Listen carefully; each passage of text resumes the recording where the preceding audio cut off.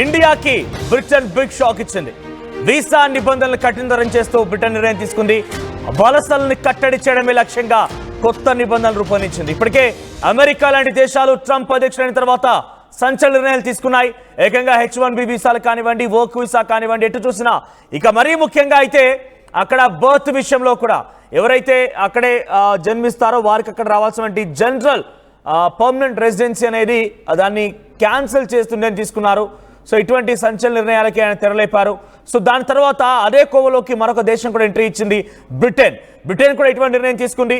వలసల్ని కట్టడి చేయడమే లక్ష్యంగా కొత్త నిబంధనలు రూపొందించింది. అధికారికంగా బ్రిటన్ ప్రధాని కీర్ స్టార్మర్ ఈ విషయాన్ని ప్రకటించారు. బ్రిటన్ పౌరసత్వం కోసం 5 ఏళ్ల నుంచి 10 ఏళ్ల వరకు సమయాన్ని పెంచడంతో పాటుగా పని, చదువు, కుటుంబం సహా అనేక అంశాలను కూడా కఠినతరం చేస్తామని చెప్పి ఆయన చెప్పుకొచ్చారు. డిపెండెంట్లకి కూడా ఇంగ్లీష్ రావాలి అనే నిబంధనని ఆయన దాంట్లో మెన్షన్ చేసే అవకాశం కనబడుతోంది. కొత్త నిబంధనలతో భారతీయులకి తీవ్ర నష్టం వాటిల్లే అవకాశం ఉంది. అత్యధికంగా వర్క్ వీసాలు పొందుతున్న వారిలో ఇండియన్సే ఎక్కువగా ఉన్నారు. బ్రిటన్కి వెళ్ళేవారు కూడా. ఈ నేపథ్యంలోనే 2024 నాటికి జూన్ నాటికి సుమారుగా 1,16,000 మంది వర్క్ వీసాలతో బ్రిటన్కి వెళ్ళారు. వారందరికీ ఇప్పుడు ఒక బిగ్ షాక్ తగలబోతోంది. ఎటు చూసినా కూడా భారతీయులే అత్యధికంగా నష్టపోయేవారు కనిపిస్తున్నారు.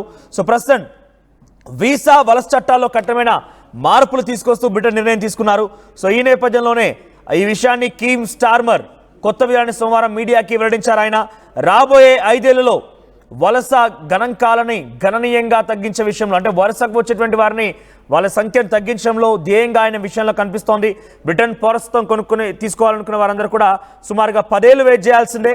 ఇక పని, కుటుంబం, చదువు ఇలా ఏ రకంగా వచ్చినా కూడా వారందరి విషయంలో డిపెండెంట్ కనుక ఉంటే ఇమిగ్రేషన్ వ్యవస్థలోనే ప్రతి అంశాన్ని కఠినతరం చేస్తామని చెప్తున్నారు.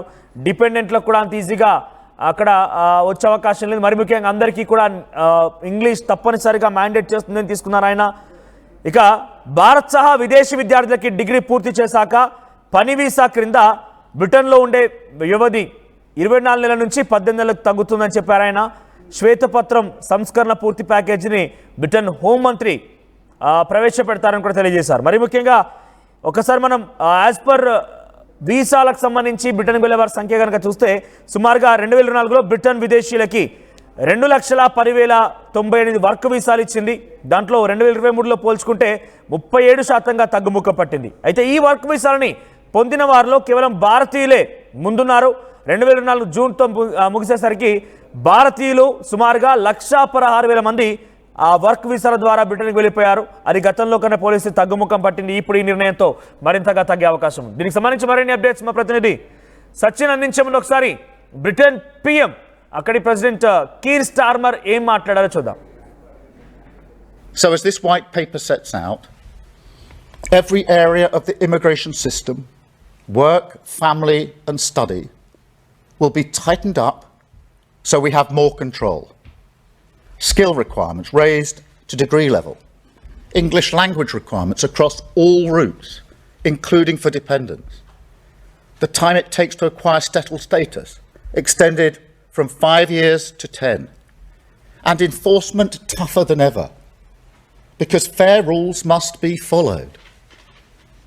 Now, make no mistake, this plan means migration will fall. That's a promise. But I want to be very clear on this. If we do need to take further steps, if we do need to do more to release pressure on housing and our public services, then mark my words, we will.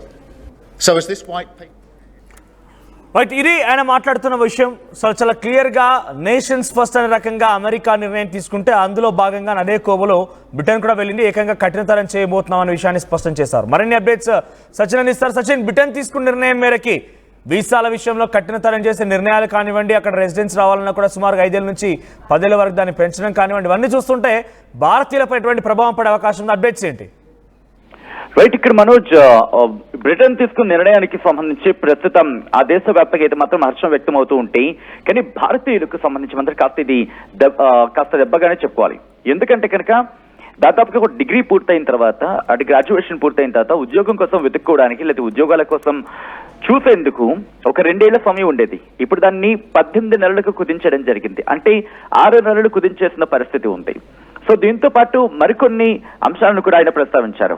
ఇకపై dependent గా ఉండే వాళ్లకు సంబంధించి ఆ dependent గా ఉండేవాళ్లు కూడా ఇప్పుడు ఇంగ్లీష్ నేర్చుకోవాలంటూ చెప్పుకొచ్చారు. ఇలా అనేకమైన నియమాలు కఠినతరం చేసింది బ్రిటన్. దాంతో పాటు ఇంకొక అంశాన్ని ప్రస్తావించడం జరుగుతోంది. ఆ అంశాలు ఏంటంటే, ఇప్పుడు ఎవరైనా స్కిల్డ్ రిక్వైర్మెంట్ అంటే వాళ్ళ ఆ స్కిల్ కి సంబంధించి స్కిల్ రిక్వైర్మెంట్ లో వాళ్ళకి బేసిక్ డిగ్రీ ఉండాలి. ఇన్నాళ్ళు సాధారణంగా వాళ్ళకి స్కిల్ ఉంటే సరిపోయేది, కానీ ఇప్పుడు అలా కాదు. వాళ్ళకి డిగ్రీ మ్యాండేటరీ చేయడం జరిగింది బ్రిటన్.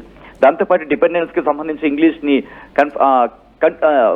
తప్పనిసరి చేస్తుంది. దాంతోపాటు ఇప్పుడు సెటిల్ స్టేటస్ గురించి మాట్లాడుకున్నప్పుడు ఆ సెటిల్ స్టేటస్ ని 5 ఏళ్ల నుంచి 10 ఏళ్లు చేస్తుంది. అంటే ఇటు యూకేలో 5 ఏళ్లు ఉంటే సరిపోయేది, ఇప్పుడు అది కాదు, ఏకంగా 10 ఏళ్లు ఉండాలంటూ కూడా బ్రిటన్ ప్రధాని కేర్ స్టార్మర్ చెప్పుకొచ్చారు. ఒకసారి హోల్లోనే మనతో పాటుగా బ్రిటన్ హ్యాంప్షైర్ కౌంటీకి సంబంధించి కౌన్సిలర్ అందుబాటులో ఉన్న అరుణ్ గారు బ్రిటన్ నుంచి. అరుణ్ గారు, సో బ్రిటన్ గవర్నమెంట్ తీసుకున్న ఈ నిర్ణయం భారతీయులపై ఎటువంటి ఎఫెక్ట్ పడవచ్చు, అక్కడ ఎటువంటి ఆందోళన వ్యక్తం అవుతోంది, మన ఇండియన్స్ ఏం చెప్తున్నారు? ఇది ఒక పెద్ద షేకప్ అండి. ఇది చాలా ఇంపాక్ట్ అవుతుంది. ప్రస్తుతానికి ఒక విషయం అయితే ఏం చెప్పొచ్చు అంటే, ఇది ఓన్లీ ప్రపోజల్ స్టేట్ అండి. ఇది ఓన్లీ వైట్ పేపర్, అంటే శ్వేతపత్రం రిలీజ్ చేశారు. ఆ ఈ శ్వేతపత్రం ఇది లా అవ్వటానికి కొంచెం టైం పడుతుంది. కానీ బ్రిటిష్ పార్లమెంట్ లో దీనికి ప్రస్తుతానికి ఏదన్నా 1-2 వృత్తుల వాళ్ళు, ఇది నర్సింగ్ వాళ్ళు, వీళ్ళు కొంచెం ఇబ్బంది పడుతున్నాము అని చెప్పేసి కన్సర్న్స్ రైజ్ చేశారు. కానీ ఈ బిల్లు ఆమోదపడటానికి, ఇది బిల్లు వాస్తవ రూపంలో దాడిస్తే ఇది ఆమోదపడడానికి మాత్రం ఎటువంటి అభ్యంతరం ఉండదని నేను భావిస్తున్నానండి. ఇంప్లిమెంటేషన్ కి ఈజీ అయిపోవచ్చు అంటారు? ఇంప్లిమెంటేషన్ కి పూర్తి మద్దతు ప్రస్తుతం ఉన్న గవర్నమెంట్ కు ఉంది, కాబట్టి వాళ్ళు ఎటు పరిస్థితుల్లో దీన్ని ఆపరు.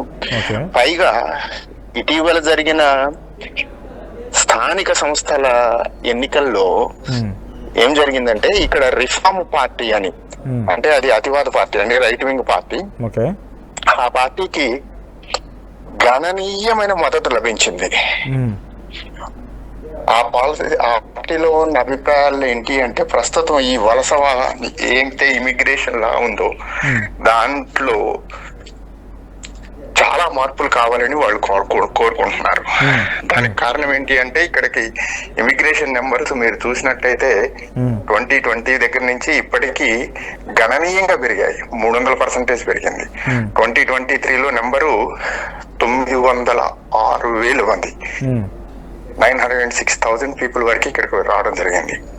2024లో కొన్ని సవరణలు చేయడం వల్ల కొంచెం తగ్గింది, కానీ ఇంకా తగ్గించాలని చెప్పేసి జనాభా కొనుక్కుంటున్నారు. దానివల్ల లేబర్ గవర్నమెంట్ నార్మల్ గా వాళ్ళు అనుకునే పరిస్థితి, ఇక్కడ ఉన్న నమ్మకం ఏంటంటే లేబర్ గవర్నమెంట్ వాళ్ళు ఇమిగ్రేషన్ కి ప్రో అని చెప్పేసి అందరికి అభిప్రాయం.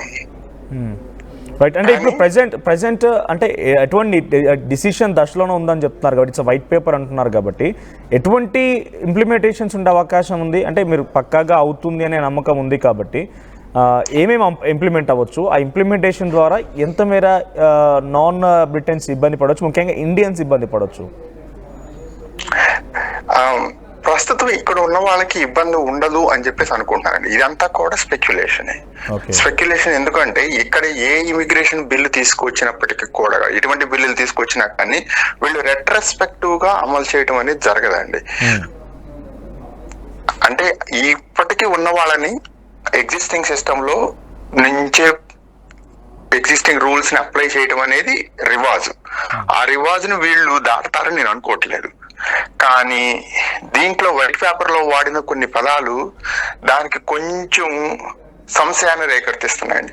వాళ్ళు వాడింది ఏంటి అంటే, ఇక్కడ ఇండెఫినిట్ లీవ్ టు రిమైన్, అంటే మనం గ్రీన్ కార్డు పిఆర్ అంటారు కదా, ఆ పిఆర్ అనేది ఒక ప్రివిలేజే కానీ రైట్ కాదు అని చెప్పేసి 1కి 4 సార్లు దాంట్లో ఓటంకించడం జరిగింది. దాన్ని బట్టి ఏమవుతుంది అంటే, ఇక్కడ ఉన్న వాళ్ళకు కూడా మేము అప్లై చేస్తాము అనే సంశయం రేకెత్తుంది. అందుకని ఇక్కడ వాళ్ళు ఆందోళన పడుతున్నారు. ఇప్పుడు అమెరికా లాంటి దేశాల్లో కూడా ఇటువంటి నిర్ణయాలు తీసుకొని నేషన్ ఫస్ట్ అనే రకంగా ఆయన అక్కడ అమెరికన్సే లబ్ధి పొందాలి, బయట వాళ్ళు ఎక్కువగా లబ్ధి పొందుతున్నారనే విషయం పైన నిర్ణయం తీసుకున్నారు. ఇప్పుడు ఆ లిస్ట్ లోకి బ్రిటన్ కూడా వెళ్ళిందా?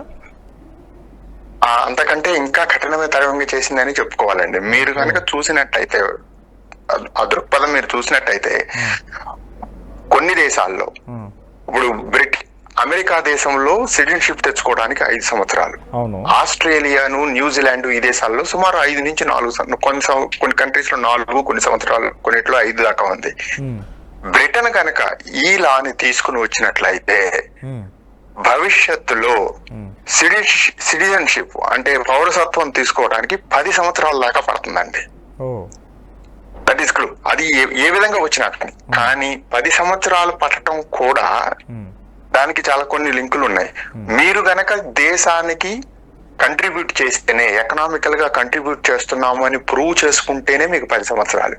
ఈ 10 సంవత్సరాల్లో మీరు ఎప్పుడన్నా కానీ ప్రూవ్ చేయలేకపోతే కనుక, మేము కంట్రిబ్యూట్ చేయలేకపోతే, అంటే ఇన్కమ్ ట్యాక్స్లు పే చేయటం కానీ, నేషనల్ ఇన్సూరెన్స్ కానీ ఇట్లాంటివి ఏమి మేము పే చేయలేకపోతే, అంటే ఇప్పుడు దురదృష్టం కొద్దీ వాళ్ళకి ఉద్యోగం లేదనుకోండి ఈ 10 సంవత్సరాల్లో ఎప్పుడన్నా, దాన్ని పీరియడ్ గా తీసుకుని వాళ్ళు రిజెక్ట్ చేసే ఛాన్సెస్ కూడా ఉన్నాయి. ఓకే. సో స్టూడెంట్స్కి ఎట్లా ఎఫెక్ట్ అవ్వచ్చు? చాలా మంది కూడా ఇప్పుడు అమెరికా లాంటి దేశాలకి కొంత స్టాపేజ్ అయిపోయింది, చాలా మంది కఠిన నిర్ణయాలు తీసుకోవడం వల్ల వాటికి వెనుదిరిగిపోతున్నారు. కానీ బ్రిటన్ ఇటువంటి వాటికి కొంత ఎంకరేజ్ చేయవచ్చు కూడా. చాలా వరకు మనం చూస్తుంటే ఇప్పుడు యాజ్ పర్ స్టాటిస్టిక్స్ ప్రకారంగా ఈ 2024లో సుమారుగా 167,000 మంది ఆల్రెడీ వచ్చారు మన దగ్గర నుంచి వర్క్ వీసా ఇతరత్ర విషయాల వల్ల. సో స్టూడెంట్స్కి ఎటువంటి ఎఫెక్ట్ పడవచ్చు, ఎంప్లాయీస్కి ఎటువంటి ఎఫెక్ట్ పడవచ్చు దీనివల్ల? స్టూడెంట్స్ కి ఎఫెక్ట్ ఏమవుతుందంటే, ఇమీడియట్ గా ఇక్కడ జరుగుతున్న స్టూడెంట్స్ లో ఎవరికైతే డిగ్రీ అయిపోయిన తర్వాత ఇప్పటిదాకా 2 సంవత్సరాల వరకు వాళ్ళకి పోస్ట్ స్టడీ వీసా అని చెప్పేసి ఒక వీసాని ఇవ్వడం జరుగుతుంది. అప్పుడు వాళ్ళకి ఉద్యోగం లేకపోయినా కానీ 2 సంవత్సరాల లోపల వాళ్ళు ఉద్యోగాన్ని చూసుకోవడం కోసం అవకాశం ఇవ్వడం జరిగేది. ఇప్పుడు దాన్ని 18 నెలలకి తగ్గిస్తున్నారు. 18 నెలలకి తగ్గిస్తున్నారు. పైగా ఇటీవల జరిగిన పరిణామాలు ఏంటంటే, యాక్చువల్ గా ఎంఎస్ కు వచ్చేవాళ్ళు, ఎవరైతే డిగ్రీ చదివిన తర్వాత వచ్చేవాళ్ళు, ఇక్కడ ఏమంటారంటే RFQ లెవెల్ 6 అంటారు. డిగ్రీ చదివిన తర్వాత వచ్చే వాళ్ళకంటే డిగ్రీ కంటే తక్కువ చదువుకున్న వాళ్ళు రావడం జరిగింది. అంటే అండర్ గ్రాడ్యుయేషన్ కి ఎక్కువ మంది రావడం జరిగింది. ఈ అండర్ గ్రాడ్యుయేషన్ కి, అంటే నేను చెప్తుంది ఒక భారతదేశం గురించి కాదండి, మొత్తం గురించి. ఈ అండర్ గ్రాడ్యుయేట్స్ ఎవరైతే వచ్చారో వాళ్ళు సరిగ్గా చదువుకోవట్లేదు, వాళ్ళందరూ కాలేజీలకు వెళ్ళట్లేదు. వాళ్ళు అయిపోయిన తర్వాత వాళ్ళు ఇక్కడ వీసా సెటిల్మెంట్ కోసం వాళ్ళు అప్లై చేసుకుంటున్నారు, SLMs అప్లై చేసుకుంటున్నారు అనేది వాళ్ళకి మంచి సమస్య అయిపోయి, దాన్ని నివారించడం కోసం ఏం చేస్తున్నారంటే, ఇప్పుడు ఇస్తున్న కాలేజీలు ఎవరైతే స్పాన్సర్షిప్ ఇస్తున్న కాలేజీలని చాలా కఠినతరం చేస్తామని, వాటన్నిటిని కూడా రివ్యూ చేస్తామని, అంటే వీసాలు రావడం కూడా చాలా తగ్గిపోతుంది అండర్ గ్రాడ్యుయేట్స్ కి. ఓకే. సో వర్క్ వీసా ఎలా ఎఫెక్ట్ అవుతుంది? ఎవరైనా వర్క్ ద్వారా రావాలనుకున్నా, లేకపోతే ఆల్రెడీ ప్లాన్ చేసుకున్న వాళ్ళైనా కూడా వర్క్ వీసా ఏ విధంగా ఎఫెక్ట్ అవుతుందంటే, ఇక్కడ వర్క్ వచ్చే వాళ్ళు రీసెంట్ గా బాగా పెరిగిన కేటగిరీ ఏంటి అంటే అండి, కేర్ వర్కర్ వీసాస్ అనేవాళ్ళు. కేర్ వర్కర్ అంటే హెల్త్ సెక్టర్ లో ఎవరైతే ఈ పెద్దవాళ్ళని, అంటే వృద్ధాప్యంలో ఉన్న వాళ్ళని చూసుకోవడం కోసం ఇక్కడ కేర్ హౌసెస్ అని ఉంటాయండి, ఓల్డ్ ఏజ్ హోమ్స్ అని మన భాషలో అంటూ ఉంటాం. వాళ్ళని చూసుకోవడం కోసం విపరీతంగా వీళ్ళందరూ రావడం జరిగింది. వాళ్ళందరినీ కొందరు ఎక్స్ప్లాయిట్ కూడా చేశారు. ఇక్కడ ఉన్న ఆర్గనైజేషన్స్ వాళ్ళు వీసాలు ఇక్కడ తీసుకొచ్చి ఇక్కడ వచ్చిన తర్వాత వదిలేయటం ఇట్లాంటివి జరిగింది. అవి మాత్రం కంప్లీట్ గా ఆపేస్తామని చెప్పేసి చాలా గట్టిగా చెప్పారండి. వాళ్ళకైతే ఎట్టి పరిస్థితుల్లో చేయము అని. డిపెండెంట్స్ కూడా వాళ్ళకు కూడా చాలా మంచి ఇంపాక్ట్ వస్తుందండి.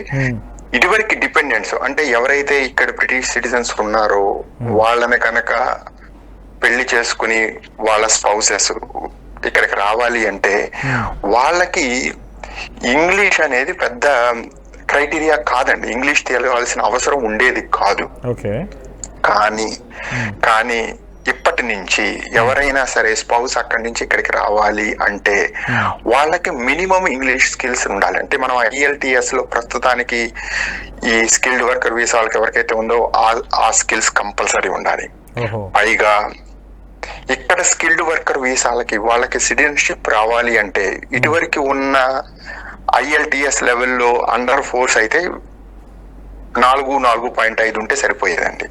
ఇప్పుడు దాన్ని 6.5 దాకా పెంచే సూచనలు కనిపించడం కాదు, దాంట్లో చెప్పారండి మేము 6.5 దాకా పెంచుతున్నామని. ఇంకిది ఇంప్లిమెంట్ కాలేదు. ఇంప్లిమెంట్ అయిన తర్వాత నుంచి ఇటువంటి వాళ్ళు ఎవరైనా కనుక ఉంటే డెఫినెట్ గా ఆ రూల్స్ పాటించి తర్వాత రావాల్సి ఉంటుంది. అంతే. Right, thank you. ఉన్న వాళ్ళకి కూడా ఓకే, ఇప్పుడున్న వాళ్ళకు కూడా ఉన్న వాళ్ళకి కూడా ఓకే ఇంప్లిమెంటేషన్ ఐఎల్ఆర్ అంటే పర్మనెంట్ రెసిడెన్సీ కావాలి అనుకున్నప్పుడు ఇంగ్లీష్ ఎగ్జామ్ ఏదైతే ఉందో ఆ ఎగ్జామ్ ని అప్ స్కిల్ చేసి రాయాల్సి ఉంటుంది. 6.5 వచ్చిన వాళ్ళకే ఇస్తారండి. రైట్, థ్యాంక్ యూ అరుణ్ గారు, thank you for joining us. So present ఇది అంటే చాలా కఠినమైన నిర్ణయాలు ఉండబోతున్నాయి. డిపెండెన్స్ కూడా ఇంగ్లీష్ మ్యాండేట్ చేయడం, ఆ తర్వాత గ్రాడ్యుయేషన్ చదివే పిల్లలకి అయితే ఆ గ్రాడ్యుయేషన్ పూర్తయిన తర్వాత వాళ్ళకి సుమారుగా 2 ఏళ్ల పాటుగా అవకాశం ఉంటుంది ఉద్యోగం వెతుక్కోవడం కోసం కానివ్వండి. అదే అవకాశం దాన్ని 18 నెలలకి కుదించడం ఒక నిర్ణయం. ఇలా వర్క్ వీసాలపై వచ్చే వాళ్ళకు కూడా డిఫరెంట్గా స్కిల్స్ అనేది కంపల్సరీగా కావడం చెప్పడం, ఎవరైనా వెళ్ళాలనుకున్న వారు కూడా ఇంగ్లీష్, ఇటువంటి కఠినమైన నిర్ణయాలు. ఇందాక చాలా క్లియర్గా మనం అరుణ్ గారితో మాట్లాడుతున్న సమయంలో ఆయన అక్కడ హోమ్షియర్ కౌంటీకి సంబంధించి ఆయన అక్కడ ప్రజెంట్ కౌన్సిలర్గా కూడా ఉన్నారు. సో చాలా క్లియర్గా చెప్తున్న మాట ఏంటంటే చాలా ఎఫెక్ట్ పడబోతోంది. అమెరికా కంటే కూడా కఠిన నిర్ణయాలు తీసుకున్నారు ఇక్కడ. సో లేబర్ పార్టీకి అన్ని రకాల మద్దతు కూడా ఉంది కాబట్టి వాళ్ళకి సరిపోయేంత స్ట్రెంత్ కూడా ఉంది కాబట్టి ఈజీగా దీన్ని పాస్ చేయవచ్చు, బిల్ పాస్ అవ్వచ్చు. సో ఈ ఇంప్లిమెంటేషన్స్ వచ్చే వారికే కాదు ఇక్కడ ఉన్న వారికి కూడా అమలు అవుతాయని చెప్తున్నారు. సో ఈ రకంగా వరుసగా అన్ని దేశాలు కూడా వాళ్ళ నేషన్ ఫస్ట్ అనే రకంగా ముందుకు వెళ్తూ ఎవరు కూడా రానివ్వకుండా ఆర్థికంగా అక్కడి దేశస్తులే అక్కడి వాళ్ళే లబ్ధి పొందే విధంగా ప్రయత్నం చేస్తున్నటువంటి ఈ ప్రయత్నం చూస్తున్నాం. సో రేపటి రోజున దేశ విదేశాల్లో ఇంకా ఇటువంటి ప్రయత్నాలు ముమ్మరంగా కొనసాగవచ్చు. మరీ ముఖ్యంగా మన భారతదేశంలో ఉన్నటువంటి జనాభా చాలా మంది అటువైపుగా వెళ్తున్నారు కాబట్టి అందరూ కూడా తీవ్రంగా నష్టపోయే అవకాశం ఉంది. చూద్దాం మరి ఏం జరుగుతుంది.